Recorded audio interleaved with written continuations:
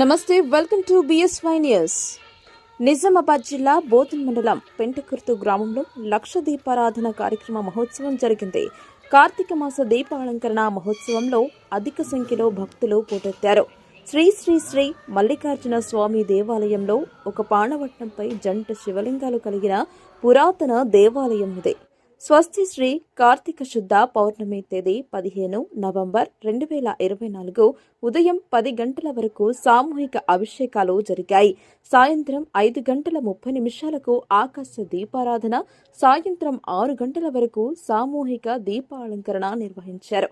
స్నాన, దాన, జపాలు, పూజలు, ఉపవాస వ్రతాలు, దీపాలు వెలిగించడం, వనభోజనాలు వంటి వాటిని చేయడం వల్ల జన్మ జన్మల పాపాలను ప్రక్షాళన చేసి అనంతమైన పుణ్య ఫలాలను ప్రసాదించే మహిమాన్వితమైన మాసం కార్తీక మాసం.